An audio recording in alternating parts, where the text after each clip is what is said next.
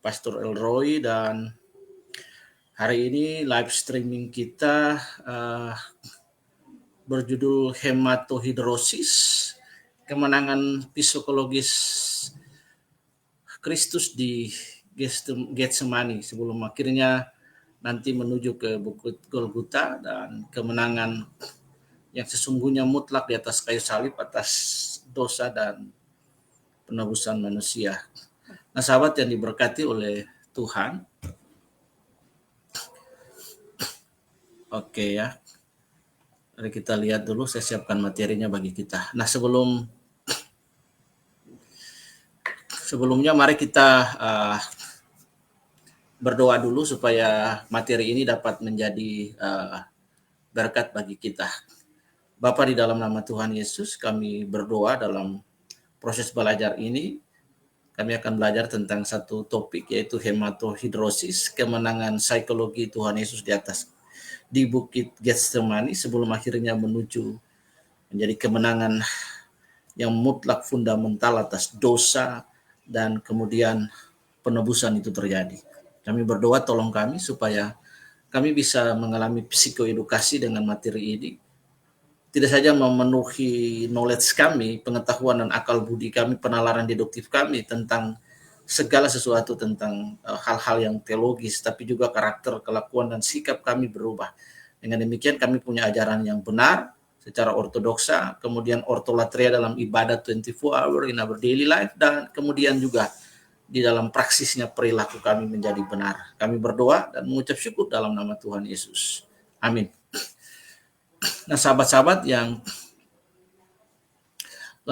dikasih oleh Tuhan, untuk teman-teman di TikTok bisa berkunjung ke Facebook saya di Elroy Israel Sipahilot, sehingga teman-teman dapat melihat materi ini ya dengan jelas. Ada PowerPoint yang saya tampilkan hari ini. Kita belajar tentang hematohidrosis, kemenangan psikologis Jesus Christ in the Garden of Gethsemane, kemudian menuju ke Golgota. Nah, teman-teman, terima kasih.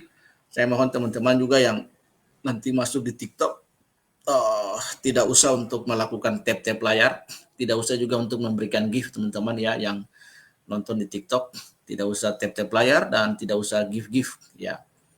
Terima pelajaran ini saja, dengar ya, bisa bantu share sehingga banyak orang bisa dicernakan. Oke. Mari kita lihat proses materinya, teman-teman. Yang mau lihat di Facebook saya itu Elroy Israel Sipahelut, teman-teman bisa lihat materinya. Oke, kita mulai dengan hematohidrosis ya, teman-teman. Kita mulai dulu dengan understanding ya, the meaning of the hematohidrosis. So we have basically understand about this phrase. Yang pertama itu hematohidrosis adalah keringat darah. Ya. Jadi ini adalah fenomena medis yang langka di mana seorang mengeluarkan keringat bercampur darah akibat tekanan emosional, psikologi, atau fisik yang ekstrim. Ya, jadi kondisi ini terjadi ketika pembuluh-pembuluh darah kecil sekitar kelenjar keringat itu pecah karena stres yang mendalam sehingga darah bercampur dengan keringat. Secara medis, hematohidrosis telah didokumentasikan dalam beberapa case, terutama pada tahanan perang atau orang-orang yang mengalami hukuman mati. Jadi jurnal internasional dermatologi tahun 2012 saya sertakan di PowerPoint. Saya juga merekomendasikan beberapa buku. Yang pertama On the Physical, The Dying of Jesus Christ, kemudian A Doctor at Calvary, itu dari Dr. Ini dia namanya, Pierre Barbet. Jadi ini menjadi sebuah buku yang merujuk secara mental healthy dan kesehatan. Jadi sehingga apa yang di-describe di dalam Alkitab itu juga dia bersejajar, bersesuaian dengan ilmu medis, kesehatan, dan lain sebagainya. Jadi buku-buku ini menjadi buku-buku yang memang sahih sekali, buku-buku yang mengupas dengan baik. Teman-teman yang ingin mendapatkan bukunya dalam versi bahasa Inggris, teman-teman nanti bisa di-convert ke bahasa Indonesia. Itu bisa DM saya, kirim nomor WA, saya akan kirim. Sehingga ketika kita membaca banyak literasi, maka kita akan men-enlarge knowledge kita, perspektif kita especially about the topic, yaitu the crucifixion of the Jesus Christ, and especially about the hematohidrosis. Ya. Oke teman-teman, kita lihat di sini. Jadi kemarin di dalam khotbah Paskah saya menjelaskan bahwa teman-teman ada the first blessing for us when we celebrate Passover, ya. When we remain about the crucifixion Jesus Christ. Yang pertama adalah yang kita dapat ketika we celebrate Passover adalah kemenangan psikologi, teman-teman semua. Teman-teman yang ada di streaming di Facebook, ya, di Zoom ini, itu kita lihat itu adalah kemenangan Tuhan Yesus di atas kayu salib. Ya, jadi kita harus punya perspektif yang completeness perspektif bahwa the personality of Jesus have punya dua natur, ya, itu natur 100% natur sifat, ya. Homoousios itu adalah Allah 100% dan the other side juga adalah manusia. Jadi yang mengalami proses penyiksaan, penyalipan itu adalah manusianya Yesus Kristus, ya. Sementara Tuhan tidak pernah mati. Nah, konsep ini yang kemudian salah dimengerti oleh orang-orang di luar Kristen. Dan kemudian mereka, they was spoken bahwa Jesus die on the cross. Absolutely Jesus die on the cross, tetapi dari sisi kemanusiaannya dia. But God never die. Tapi Tuhan tidak pernah mati. Because he's divine. Nah, ini yang perlu dipahami. Nah, kita bisa melihat dari kemenangan pertama yang orang Kristen harus bersyukur bahwa kemenangan pertama Tuhan Yesus itu di Taman Getsemani, bagaimana Tuhan Yesus mengalami struggle, mengalami proses psikologi yang dalam sekali dengan beban yang berat as a human, sebagai manusia yang tidak berdosa. Dia mengalami sebuah mental pressure yang luar biasa sekali. Jadi akhirnya karena mental, tekanan emosional, psikologi yang luar biasa, ini mengakibatkan pembuluh darah kecil di sekitar kelenjar keringat itu pecah, ya. Jadi ini diterbitkan oleh International Journal Dermatology 2012. Yang ingin saya sampaikan bagi kita sebagai rohaniawan, sebagai hamba Tuhan adalah bahwa kematian Tuhan Yesus yang pertama di Getsemani adalah kemenangan atas psikologi, kemenangan atas secara psikologi, terutama atas berbagai pergumulan-pergumulan yang akan dihadapi. Karena pergumulan sesungguhnya yang Yesus akan hadapi adalah di atas kayu salib.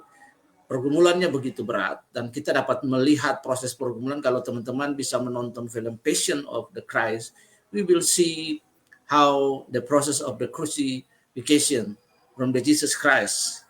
Kita bisa melihat bagaimana proses ini begitu di luar nalar penghakiman yang ditujukan kepada Tuhan Yesus. Jadi yang perlu kita lihat di sini adalah sebagai orang Kristen yang merayakan Paskah, pertama bahwa kemenangan Tuhan Yesus itu adalah kemenangan yang pertama, kemenangan psikologi atas berbagai pergumulan-pergumulan yang dihadapi, struggle, problem, dan system saying that he was facing in the Garden of Eden. Begitu berat secara psikologi, pembuluh-pembuluh darahnya pecah, dan Yesus menang atas pergumulan ini. Itulah sebabnya dibahasakan di dalam bagian lain dari kitab Roma bahwa pergumulan-pergumulan yang kamu alami adalah pergumulan-pergumulan biasa yang tidak melampaui kekuatan.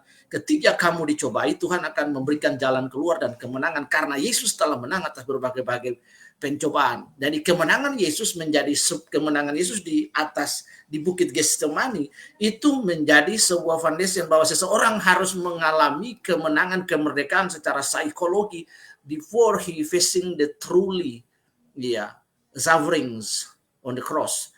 Jadi Tuhan Yesus sudah menang atas psikologi dulu sebelum dia berjalan dengan penuh ketenangan naik di atas kayu salib, digantung di atas kayu salib oleh the Roman soldier.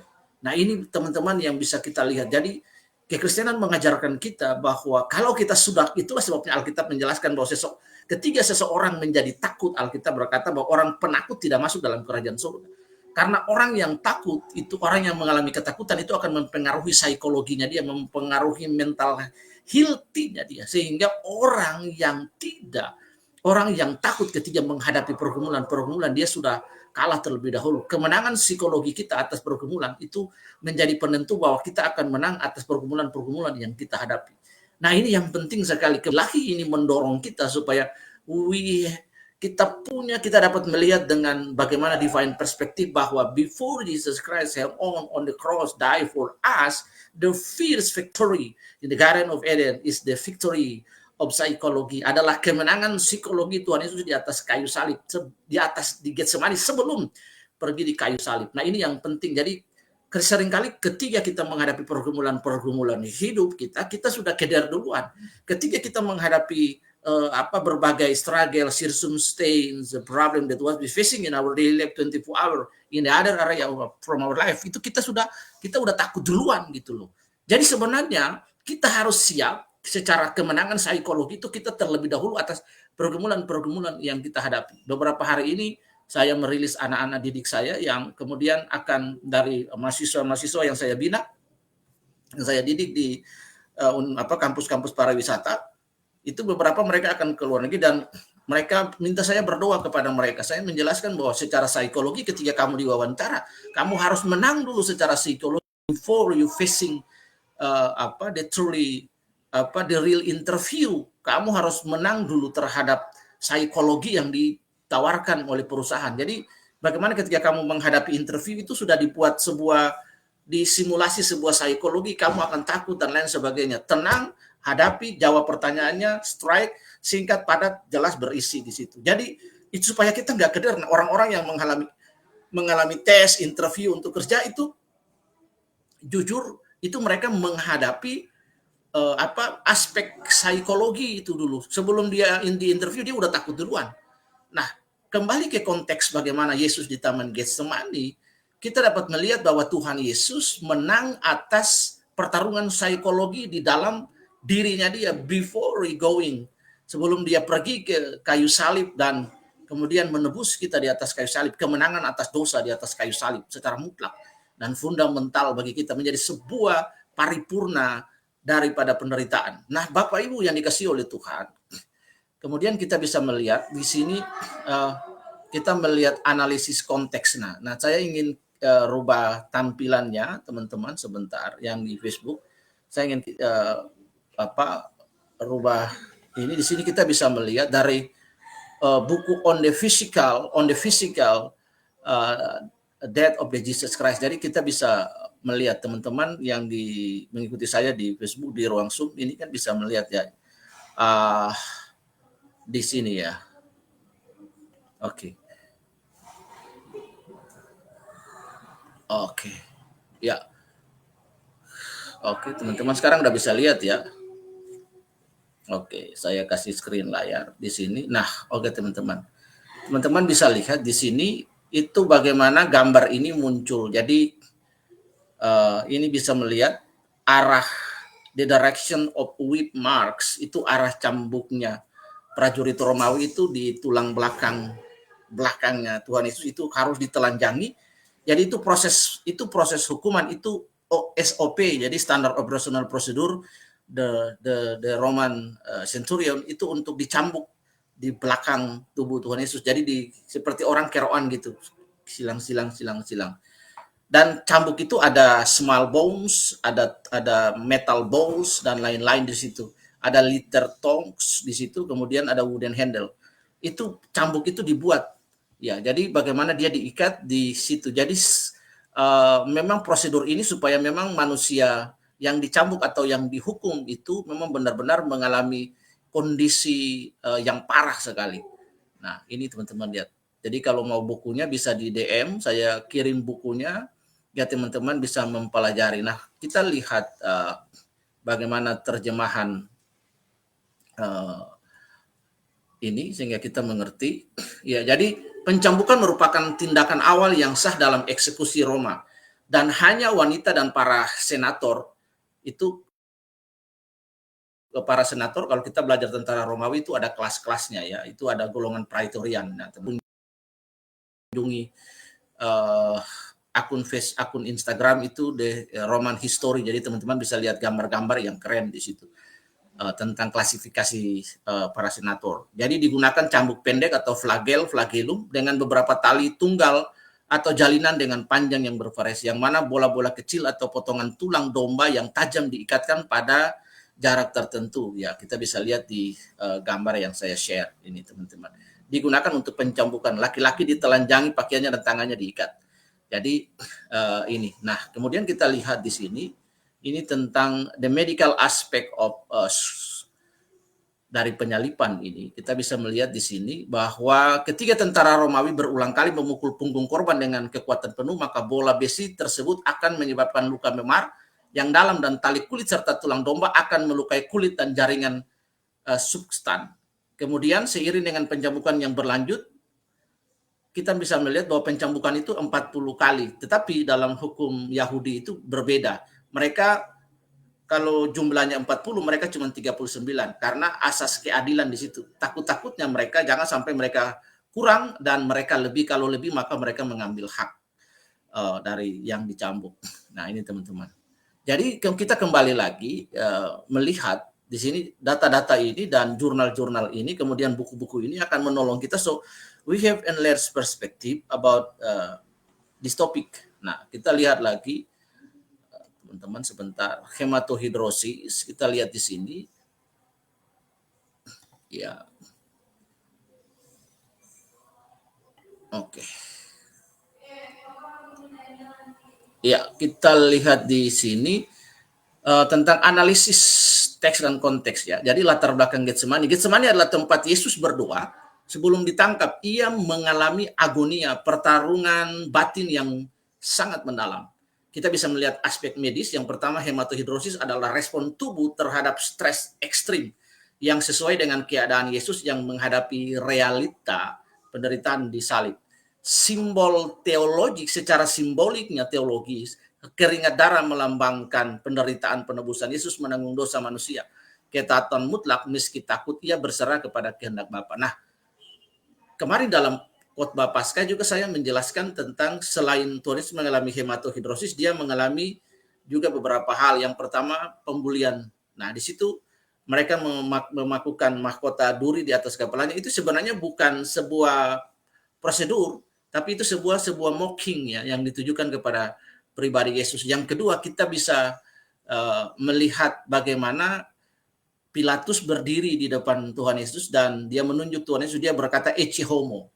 Dia berkata ecce homo, lihatlah manusia itu. Ya, ini melambangkan dan menggenapi bahwa Yesus menyukai sekali sebuah gelar, yaitu anak manusia.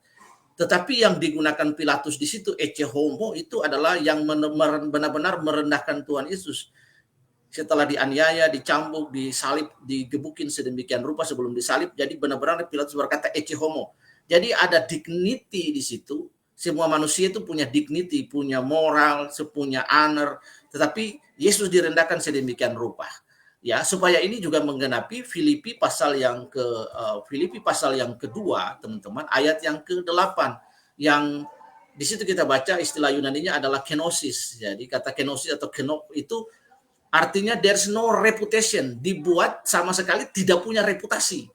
Jadi dibuat sama sekali tidak punya reputasi. Tuhan Yesus dibuat sama sekali tidak punya, there's no reputation.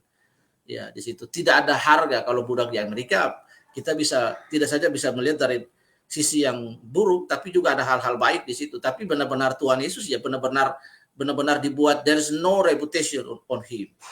Semua kemanusiaannya dia itu ditanggalkan di situ. Nah, lalu dia berkata ecce homo. Yang berikut adalah sebuah, ini yang ketika kita merayakan Paskah, maka ini juga menjadi berkat bagi kita, teman-teman. Ada sebuah frasa yang diungkapkan oleh Tuhan Yesus oleh Pilatus sebagai prokurator atau gubernur Romawi ketika dia berhadapan dengan Tuhan Yesus di situ. Dia berkata quis est veritas di situ. Ya, quis est veritas itu artinya apa itu kebenaran. Ya. Ini kalau di dalam bahasa Indonesia, ketika saya berbicara dengan orang itu maka person to person. I spoke to someone that stand before me, person. Tetapi ketika tidak ada orang itu atau saya berbicara dengan benda itu disebut impersonal. Jadi Pilatus memahami kebenaran itu menurut the Roman law, Ya, jadi Pilatus berkata, apa itu kebenaran? Bukan siapa itu kebenaran. Pilatus berkata, quis est veritas. Apa itu kebenaran? Itu adalah dalam bahasa Indonesia, bahasa Inggris juga disebut kalimat impersonal. Jadi Pilatus begitu kurang ajarnya ketika berbicara, dia tidak menganggap Tuhan Yesus sebagai manusia lagi. Karena tadi di awal dia sudah bilang ecce homo. Tetapi kemudian dia bertanya quis est veritas. Kalau dia berkata siapa itu kebenaran, maka kita percaya bisa saja atau mungkin dalam tanda kutip Yesus akan berkata bahwa aku dalam Yohanes 14 ayat 6, aku adalah jalan, kebenaran dan hidup. Tetapi dia berkata di situ quis est veritas, apa itu kebenaran? Because Pilatus have own understanding about the truth, yaitu the truth in the concept of Roman law, itu adalah hukum Roma menurut dia. Apa kata prokurator, apa kata gubernur jenderal, itu adalah kebenaran. The Roman law is the truth for the Roman Empire, for the civilization in there. Jadi kebenaran menurut Paulus itu adalah hukum Roma yang berlaku buat semua masyarakat Roma. But it is very different with us. The true, according to the Christian understanding, the true is the personality of Jesus Christ. Itulah sebabnya di dalam Yohanes pasal yang ke-8 ayat 32, the Bible mention for us, di situ dijelaskan bahwa dikatakan bahwa if you know about the truth shall make you free. Jika kamu berjumpa mengalami kebenaran, maka kamu dimerdekakan. Kata merdeka artinya set captified from the dominion of Satan. Jadi Pilatus salah omong. Itu akibat Pilatus salah omong. Nah, hari ini juga banyak orang they try to finding true, mereka mencari kebenaran.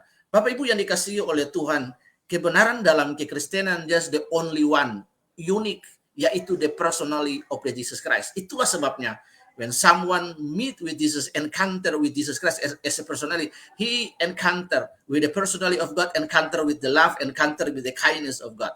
So di dalam kekristenan bahwa pengertian kebenaran adalah pribadi Yesus, di luar itu tidak ada. Itulah sebabnya Yesus berkata, aku adalah jalan, kebenaran dan hidup. Di luar aku tidak ada kebenaran dan hidup. Kebenaran yang orang pahami hari ini as the academic understanding adalah bahwa mereka menulis kata kebenaran, truth, behind these words, itu maka orang memberikan definisi, people or the scholar or the academic, they give the definition behind this letter, these words. Menurut kebenaran akademik, kebenaran adalah seperangkat perilaku, pola hidup, dan lain sebagainya, moral dan integrity.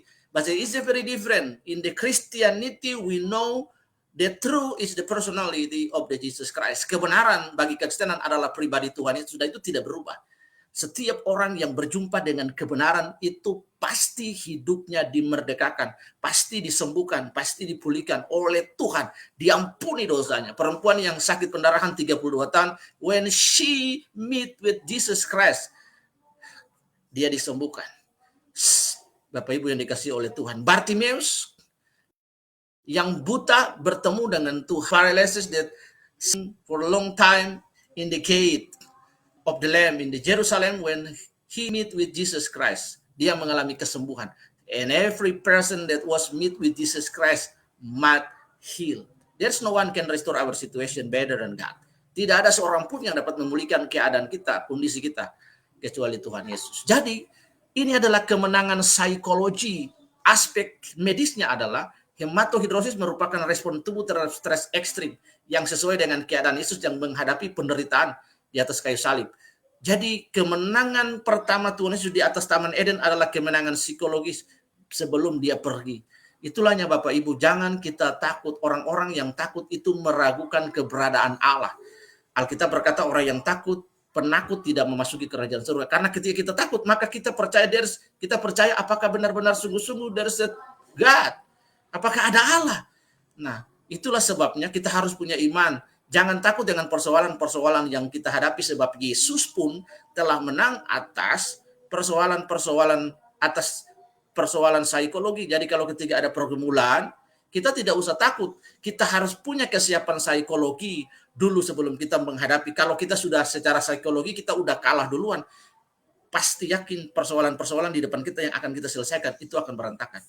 Jadi secara psikologi kita menang dulu, secara psikologi. Makanya Bapak Ibu perhatikan ada sebuah trik di dalam dunia fighting, dunia tinju dan lain. Bahkan di dalam olahraga apapun. Itu secara psikologi, orang-orang berusaha untuk menakuti, untuk memberikan threat, ancaman, dan lain supaya mempengaruhi kondisi psikologi saya orang lawan. Kalau lawan yang saya psikologi itu dia punya mental health-nya atau mentalnya itu down, maka saya sudah menang 1 point. Dan ketika saya benar-benar real fighting, saya akan hantam dan hajar dia. Dia akan kalah dulu karena secara psikologi dia udah kalah. Karena itu ketika kita menghadapi pergumulan-pergumulan hidup, yang pertama kita tahu bahwa Jesus Christ that was win as a psychology winner. Dia telah menang sebagai pemenang atas persoalan psikologi. Itulah sebabnya dia bisa berjalan terus sampai di atas Bukit Golgota. Dan kata yang terakhir adalah tetelestai, finish. Bapak Ibu yang dikasih Tuhan. Jadi ini yang paling penting bagi kita. Nah, Bapak Ibu yang dikasih Tuhan, kita juga bisa melihat secara literal historis peristiwa nyata yang menunjukkan penderitaan fisik dan emosional Yesus. Darah Yesus adalah simbol pengorbanan bagi penebusan dosa. Secara psikologis spiritual, Yesus mengalami ketakutan manusiawi, tetapi dia memilih submission taat. Nah, ini yang teman-teman, saya bisa merekomendasikan beberapa literatur pendukung, misalnya The Journal of the Medicine and Life menjelaskan hematohidrosis sebagai kondisi yang nyata akibat stres. The Archive of the Pathology kan kasus serupa pada tahanan perang. Secara teologis, teman-teman bisa menonton film Passion of the Christ, kajian oleh Dr. Frederick Sugibe yang membahas aspek medis penyalipan. The Death of the Messiah, Raymond Brown menganalisa penderitaan Yesus secara historis teologi. Ya, jadi hematohidrosis, Yesus mengajarkan yang pertama, ada 3 poin, kedalaman kasih Allah. Yesus rela menderita demi manusia. Dibuat there's no reputation. Jadi seperti binatang begitu dijadikan. Setelah Pilatus berkata ecce homo, di situ Pilatus juga berkata quas est veritas, sebuah penghinaan terhadap manusia. Ya, di situ. Yang berikut teman-teman bisa lihat di film Passion of Christ, Yesus dikasih anggur asam di situ. Itu dengan alat ceboknya orang Romawi yang dicucukkan dengan cuka asam. Jadi Yesus itu dikasih minum dengan sponsnya spongenya itu alat cebok orang Romawi. Bayangkan anggur asam, mungkin ada kuman, ada tai dan lain sebagainya. Nah, kalau kita merenungkan makna bagaimana proses penderitaan, the process of the suffering Tuhan Yesus and redeem us from sin, take us from sin, He pay with His soul. Betapa kita harus berjuang untuk menjadi orang Kristen yang benar-benar sungguh-sungguh. Ya, kita akan menjadi orang Kristen yang brengsek. Bapak Ibu, teman-teman yang ada di Zoom ini, di ruangan ini, di pelajaran ini, jangan kita main-main dengan penderitaan Tuhan Yesus ya. Ya, ingat, seringkali kan orang Kristen itu dia mau pergi ke gereja kalau setiap perjamuan supaya dosa-dosa yang dia buat itu diampuni oleh perjamuan. Tidak, Yesus telah menebus kita satu kali dan untuk selamanya. Perjamuan adalah tanda kita mengingat, mengenang apa yang Yesus telah buat bagi kita. Di situ kita bersyukur dan kita berjanji untuk tidak berbuat dosa lagi. Ini yang paling penting. Bukan kita makan perjamuan kudus supaya dosa yang kemarin itu kita diampuni, lalu kita buat dosa lagi. Jadi setiap bulan kita datang makan perjamuan kudus. Enggak seperti itu. Konsepnya salah. Yang kedua, teman-teman, solidaritas dalam penderitaan. Yesus memahami penderitaan manusia. Itulah sebabnya dia bilang pencobaan-pencobaan yang kamu alami, pencobaan biasa, belum mencucurkan darah dan air mata. Dan kalau dia telah menang dan atas pencobaan ketika dia dicobai, itulah sebabnya Yesus telah menang atas pencobaan, dan kita dicobai, dia akan memberikan kemenangan bagi kita. Ketaatan dalam pencobaan, kemenangan demi misi ilahi. Ini yang paling penting. Ketika Yesus melakukan misi juga dengan orang Kristen, maka benar adalah, pemahaman yang benar itu begini, adalah bahwa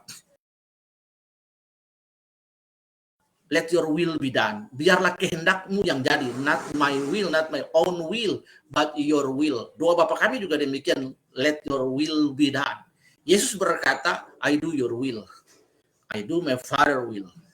Nah, ini yang paling penting. Jadi kemenangan atas kehendak diri demi misi ilahi.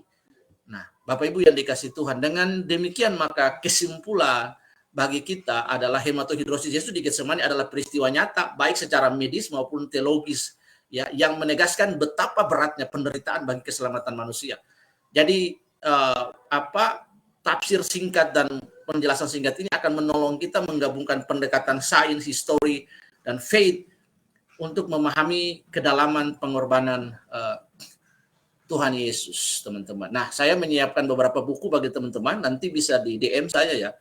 Saya punya PDF-nya dan kemudian link-nya di site Google, teman-teman bisa belajar dan bisa membaca bukunya, bisa diterjemahkan langsung dari Google Translate dan PDF-nya, sehingga teman-teman punya perspektif yang kaya ya. Kita mungkin berbeda posisi teologis, not problem. Tapi mari kita terbuka ya untuk belajar satu dengan yang lain, to enlarge our perspective. Semakin kita belajar, semakin kita cinta Tuhan ya. Ini yang penting karena Tuhan berkata kasihilah Tuhan Allahmu dengan yang pertama akal budi, artinya penalaran deduktif, knowledge kita much feel by understanding, dengan baca Alkitab, baca buku, dengar khotbah-khotbah teologis, apologet yang benar-benar baik ya, untuk memandu, mengisi deduksi kita dengan baik. Dan sebagai pemahaman yang memadai, maka kita akan berdiri juga untuk defend our faith ketika ada orang yang tanya, membela iman kita sebagai apologet. Ya, Tuhan berkati kita di hari ini. Jadi ini ada banyak sekali yang ingin saya sampaikan, tapi nanti saya share aja di ini buat teman-teman ya, sehingga kita punya perspektif yang baik. Yang mau PDF-nya nanti DM. Oke, mari kita berdoa. Bapak, kami bersyukur untuk hari ini kami belajar tentang topik hematohidrosis, bagaimana Tuhan Yesus punya kemenangan yang pertama atas psikologi sebelum dia akhirnya disalib di atas kayu salib. Dia menang secara psikologi Tuhan. Lewat pergumulan yang berat sampai pembuluh kelenjar-kelenjar darahnya itu pecah di atas kayu salib, di atas di batu di Taman Getsemani. Kami berdoa dan bersyukur di dalam nama Tuhan Yesus ketika kami menghadapi pergumulan-pergumulan, when we facing struggles, circumstances in our daily life, 24 hour Tuhan, di dunia kerja, in the family, social field workers, kami berdoa dalam nama Yesus. Kami harus kuat dan memiliki kemenangan psikologi untuk menghadapi realita di sekitar kami. Tuhan, biarlah kebenaran ini memerdekakan kami di dalam nama Tuhan Yesus. Bapak, Engkau memberkati semua teman-teman yang ada di Zoom, di Facebook, yang menonton ini, dan juga di TikTok. Tuhan berkati mereka. Sadarkan mereka, biar kebenaran ini memerdekakan mereka di dalam hati dan batin mereka, bahwa mereka harus terlebih dahulu menang atas, memiliki kemenangan psikologi bersama-sama dengan Tuhan Yesus sebelum mereka menghadapi pergumulan-pergumulan. Kalaupun mereka menghadapi pergumulan-pergumulan yang berat dalam pekerjaan, rumah tangga, dan keluarga, apapun yang mereka hadapi, yakinkan mereka bahwa Tuhan Yesus menang atas persoalan psikologi terlebih dahulu. Dan mereka harus juga menang terhadap pergumulan psikologi sebelum mereka fighting dengan kebenaran yang sesungguhnya. Sebab Tuhan akan menolong mereka di dalam nama Tuhan Yesus. Roh Kudus tolong mereka juga supaya mereka bisa mengambil pilihan dan keputusan tindakan yang tepat dan melakukan kehendak Tuhan dalam hidup ini. Sampai mereka kembali bertemu malam nanti dengan orang-orang yang terkasih dalam hidup mereka, suami, istri, anak-anak, orang tua, di dalam nama Tuhan Yesus. Kami sudah berdoa dan terima berkat-Mu sepanjang hari ini. So we have the Holy Spirit help us. Sampai kita akan melewati siang hari ini di malam nanti. Dengan berkat dan anugerah Tuhan. Di dalam nama Tuhan Yesus Kristus, Engkau adalah satu-satunya juru selamat kami bahwa di muka bumi, di kolong langit ini tidak ada nama lain yang oleh manusia diselamatkan. Hanya di dalam nama Yesus kami sudah berdoa dan bersyukur. Haleluya. Amin. Oke teman-teman, Tuhan Yesus memberkati kita. Nanti bisa DM ya untuk dapatkan materi dan buku-buku yang berkaitan dengan hematohidrosis atau the crucifixion of the Jesus Christ untuk memperkaya perspektif kita. Tuhan memberkati. Terima kasih buat teman-teman di TikTok juga yang sudah nonton, yang setia. Tuhan memberkati apapun yang dikerjakan sepanjang hari ini. Shalom.